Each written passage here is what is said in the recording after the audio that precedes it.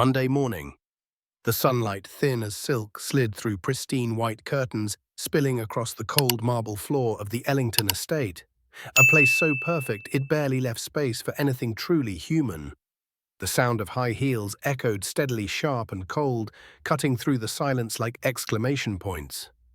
Madison Ellington, 40 years old, a CEO known for her icy smile and blade-sharp eyes, was descending the grand staircase into the main hall.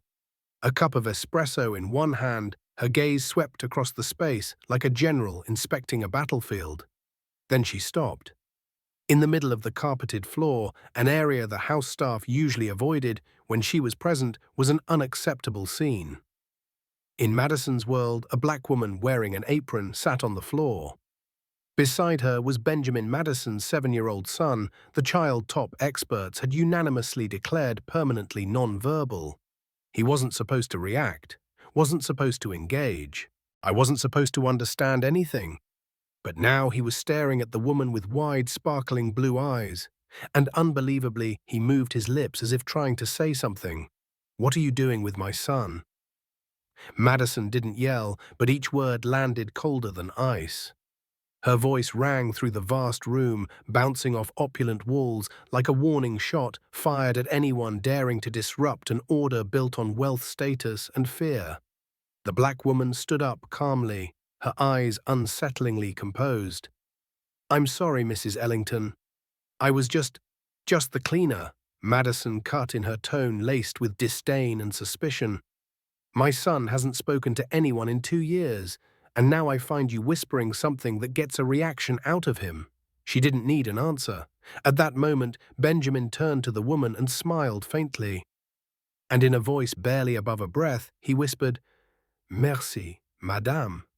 The 6-story mansion fell silent like a chapel that had just witnessed a miracle. Madison froze. The espresso cup tilted in her hand, hot coffee sliding down her wrist, yet she didn't flinch. "Did my son just speak French?" she asked, more to herself than anyone else. Her voice no longer held its usual cold precision. It was a mother's voice, hearing her child's voice from a place she thought was gone forever. The woman standing before her, referred to only as the maid for the past 3 months, remained still, hands lightly clasped over her apron. Her expression had no triumph, only a softness, as if this miracle were somehow entirely natural. "My name is Aaliyah Brooks." "Mrs. Ellington," she said quietly. "I didn't intend to interfere. When I clean, I habitually murmur a few words. French, sometimes Spanish, occasionally Italian." Madison frowned. "You think that affected my son?" Aaliyah nodded slowly. "I don't think. I listen." He responded, very subtly, as if the sounds didn't frighten him. In fact, they seemed to make him curious. Suddenly, the air in the foyer felt stifling. Madison stepped forward and snatched Benjamin's book, a simple illustrated children's book, in Italian. "Where did this come from?" she demanded. "The second-floor library," Aaliyah replied calmly. "I was reorganizing it." He found the book and held onto it. Madison stood frozen. There had been so many specialists and expensive therapies, and they had all reached the same conclusion: Benjamin was unresponsive and unreachable. And yet this unknown woman in an apron had prompted him to speak a word in a foreign language. "What gives you the right to experiment on my child?" Madison said, her voice hardening again. "He has severe autism. Do you think a few French phrases can change that?" Aaliyah didn't answer immediately. She knelt again beside Benjamin, who was now flipping the pages, his eyes glowing with excitement at each picture. "With all due respect, ma'am," she said, her voice low but solid as stone, "sometimes children don't need adults to fix them. They need someone to listen, in a language that makes them feel safe." Madison said nothing. She looked at Benjamin, then at Aaliyah, and in that moment her eyes seemed to flicker between 2 worlds, pride and doubt, collapse and hope. One thing, however, was clear: the carefully ordered world she had built had just developed a crack. Madison couldn't sleep that night. She paced her office with a glass of wine barely touched. The whispers from that morning still echoed in her mind. "Merci, madame. 2 short, simple words, but they rang like an alarm bell in her head. She had once paid the best doctors. She had heard their voices firm and unwavering. There's no hope of communication recovery. He's on the most severe end of the autism spectrum. You shouldn't expect progress. And yet a cleaner woman she had never truly looked in the eyes had made her son speak in a foreign language. The next morning, just as Aaliyah was about to step into the side kitchen, Madison's voice rang out behind her. "Miss Brooks, I want a word." Aaliyah turned around and stood upright, her gaze calm, neither submissive nor proud. "I've reconsidered," Madison said, her voice measured but sharp as a razor. "From today, I no longer want you interacting with Benjamin." Aaliyah remained silent.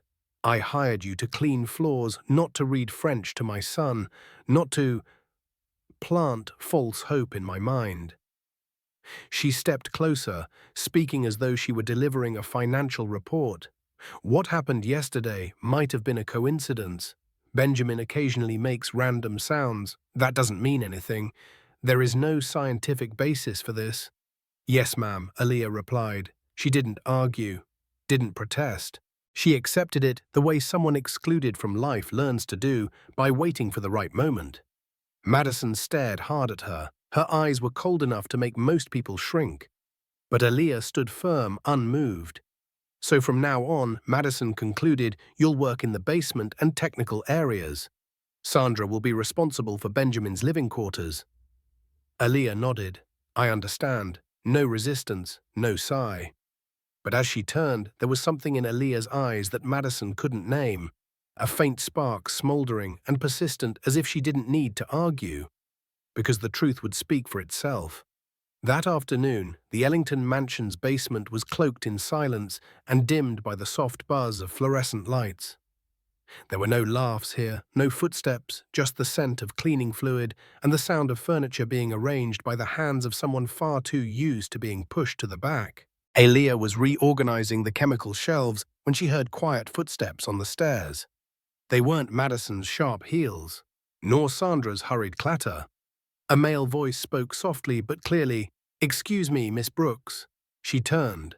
Dr. Ethan Kim, the Ellington family's private pediatrician, stood at the doorway, a file folder in one hand and a contemplative expression on his face.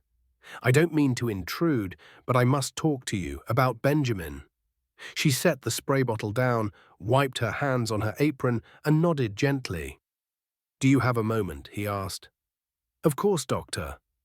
He stepped inside and quietly closed the door behind him as if to shut the outside world away. The basement suddenly felt warmer just by the presence of someone who wasn't there to judge. "I heard the boy speak yesterday," he began. Clearly, with intention, that was not meaningless noise. Aaliyah stayed silent, waiting for him to continue.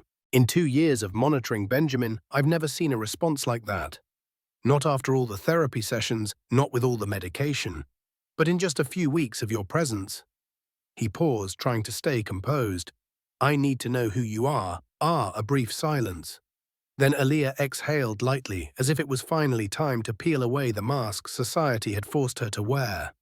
"If I told you I have a PhD in applied linguistics from Columbia, that I used to teach at NYU, that my specialization is cognitive and language development in neurologically atypical children." She looked straight into his eyes. "What would you do with that information?" Ethan studied her for a long moment, as if needing time to absorb the truth unraveling before him. "You're serious? 17 peer-reviewed publications.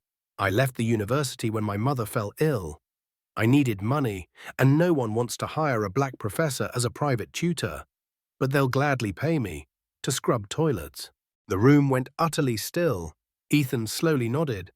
"So, you know exactly what you're doing with Benjamin. I'm not guessing." "I know," she said without hesitation. "Benjamin isn't severely autistic. He exhibits selective mutism coupled with auditory sensitivity. He hasn't lost the ability to speak. He just hasn't found a language the world is willing to hear." Ethan sat on a nearby cardboard box, brow furrowed in thought. Then he reached into his wallet, pulled out a small business card, and handed it to her. "My number. If you agree to help Benjamin, I'll support you in every medical capacity. But it has to stay quiet. Madison isn't easy to convince.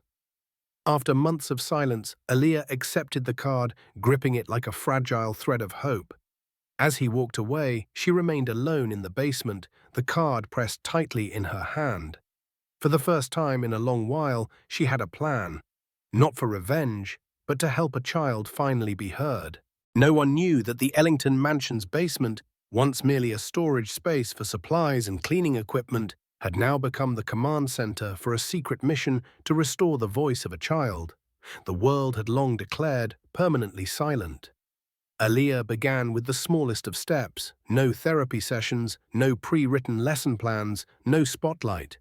She knew that to reach a child like Benjamin, coercion was the enemy and context was the key. While cleaning the ground floor each morning, she would leave the classroom door slightly ajar.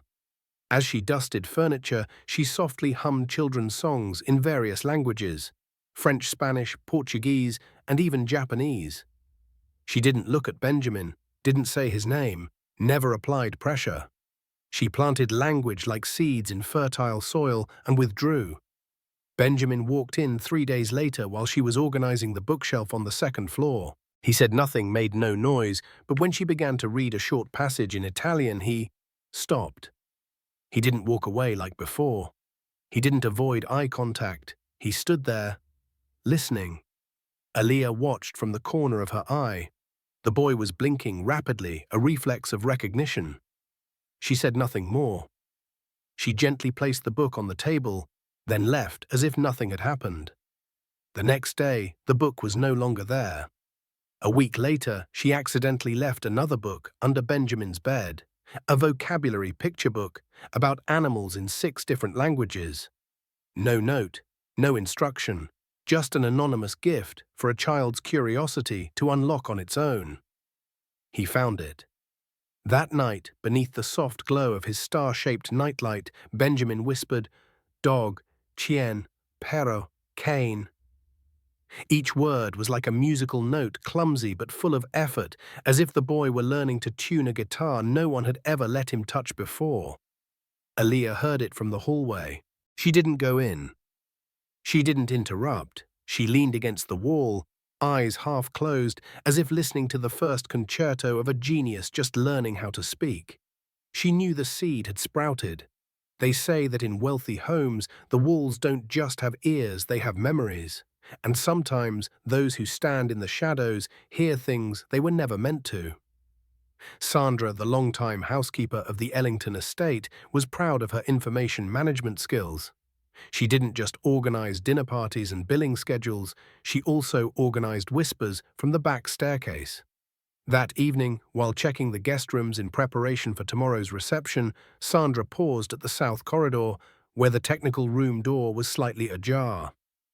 Inside, Aaliyah's voice could be heard quietly, but enough to make Sandra freeze. "James, I need all the old research files, selective mutism intervention protocols, especially in French and Spanish. And please, no email. Send it by post, as discreetly as possible." A pause. Then Aaliyah chuckled lightly. "Yes, it's still Aaliyah Brooks here. The missing linguistics PhD for the past year." Sandra withdrew like a cat, silent and calculated. As the hallway door closed behind her, she carried something more dangerous than gossip, the truth. The next morning, as Madison was reviewing financial reports in her office, Sandra stepped in her face, a blend of urgency and smug satisfaction. "Apologies for the interruption, but I believe there's something you should know." Madison didn't look up. "What is it? It's about the maid, about Aaliyah Brooks."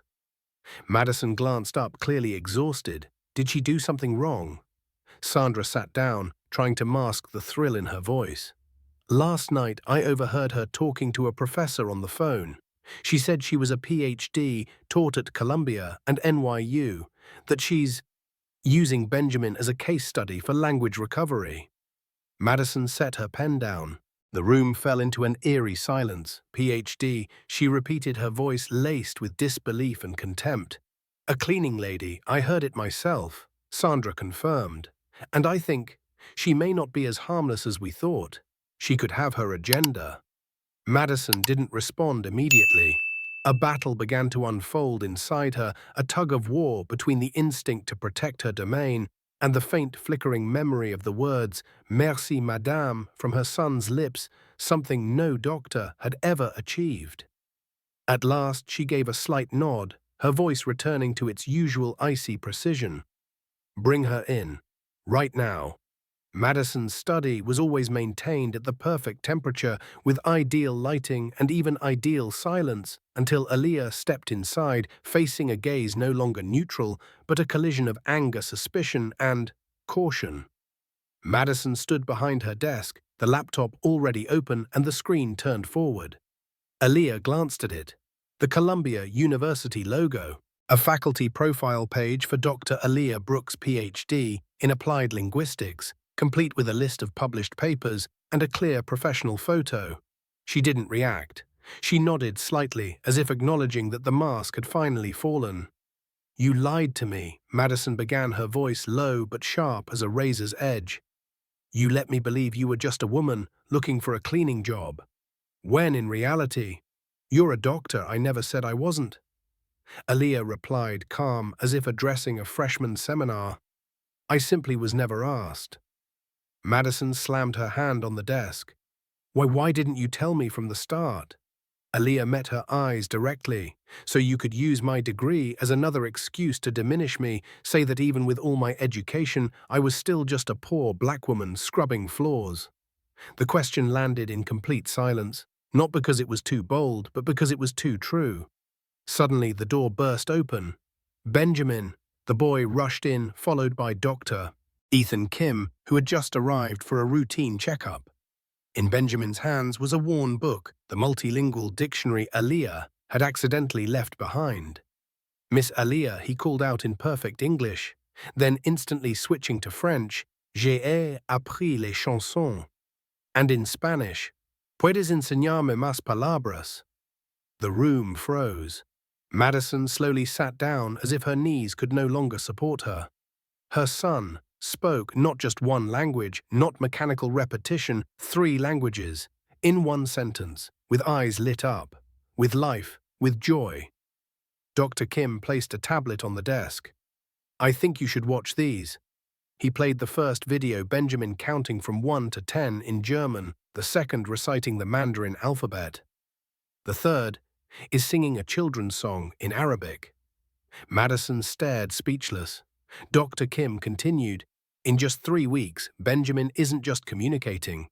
He's comprehending, distinguishing, and using complex language structures. This isn't reflex. This is real cognitive advancement." Aaliyah knelt beside Benjamin. Gentle, no pressure, no demand.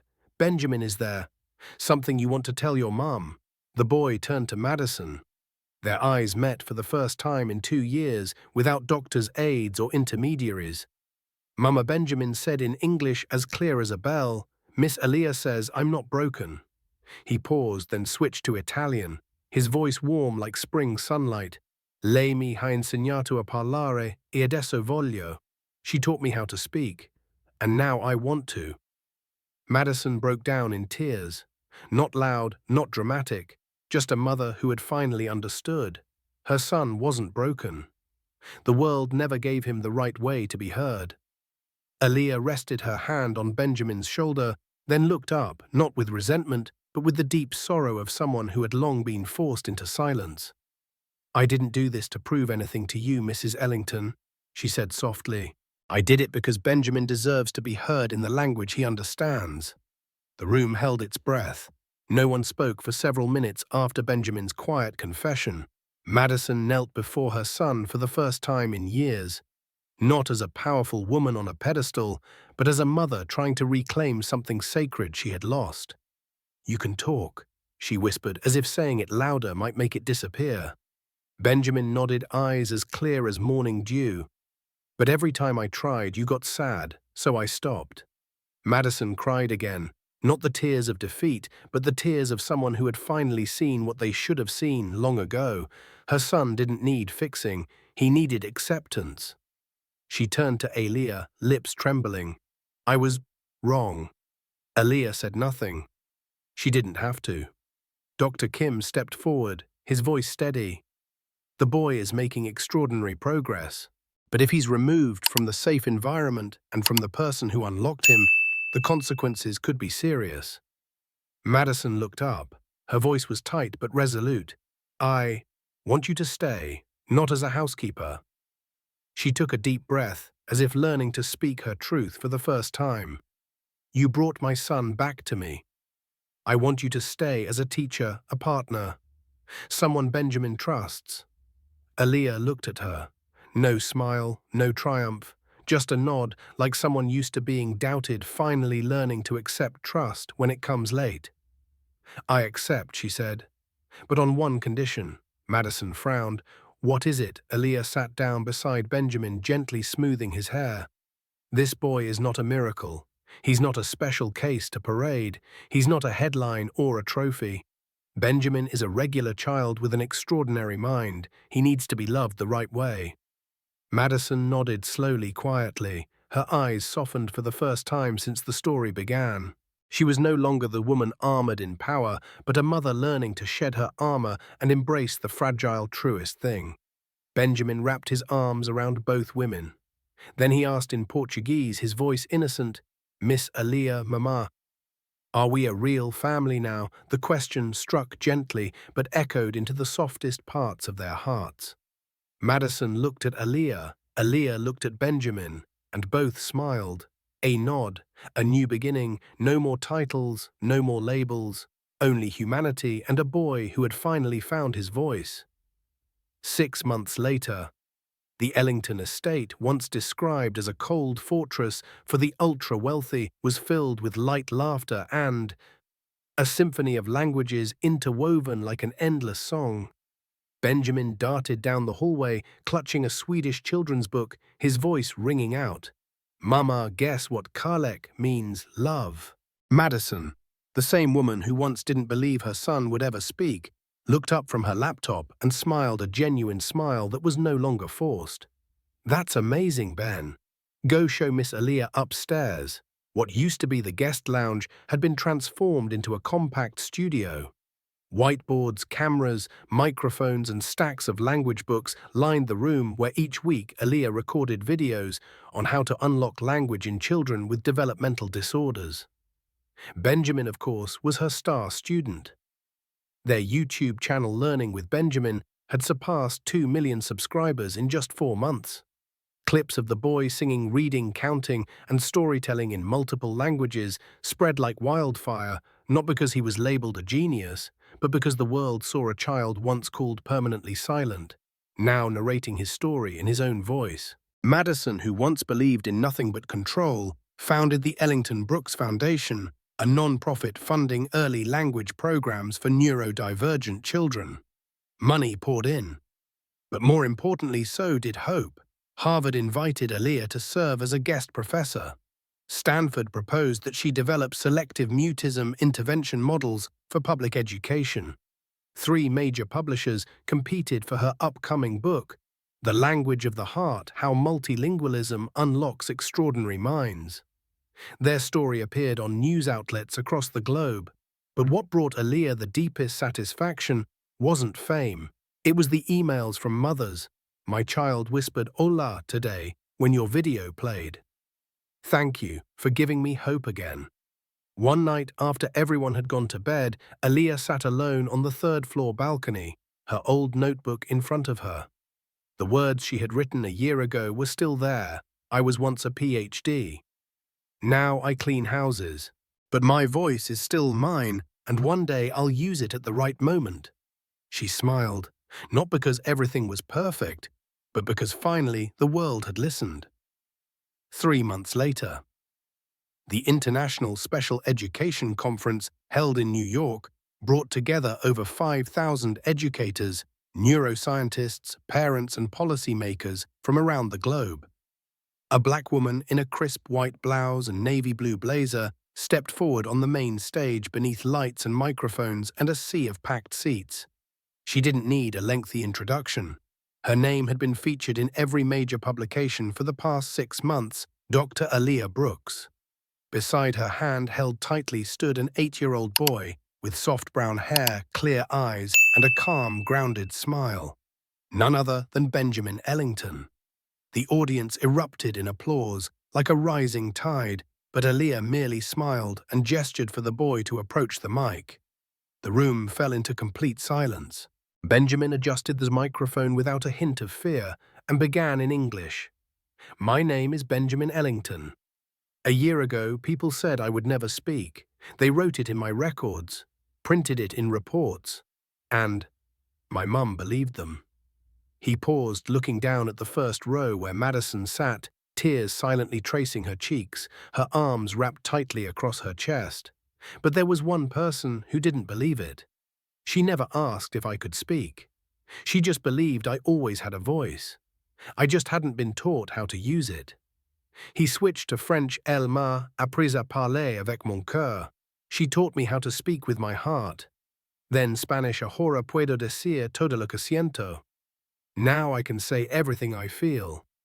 And finally, in Portuguese, obrigado, professora Aaliyah. Você salvou minha voz. Thank you, teacher Aaliyah.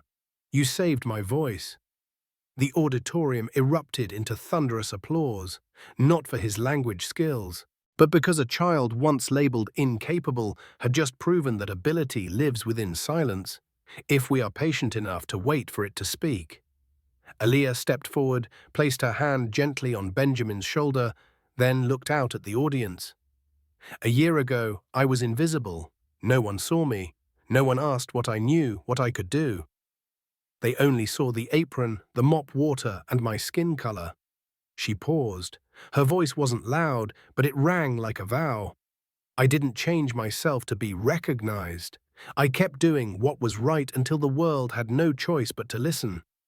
She bowed, and in that moment it wasn't just applause that followed, it was the sound of hundreds of people rising, not to praise her, but to promise, from today forward we will look closer, listen deeper, and believe in the voices we once overlooked. 2 years later, the Ellington Brooks Foundation had transformed the lives of more than 10,000 neurodivergent children. Madison Ellington, once sheltered in the Crystal Tower of Power, was now a global advocate for inclusive education. Once pushed into the basement, Aaliyah now stood as a living symbol of trust, persistence, and belief. And Benjamin. He had mastered 9 languages, hosted his podcast, and wrote monthly letters to children learning to speak for the first time. Their story closed with a single line on the Foundation's website: "No child is truly silent. Only the world is too loud to hear them."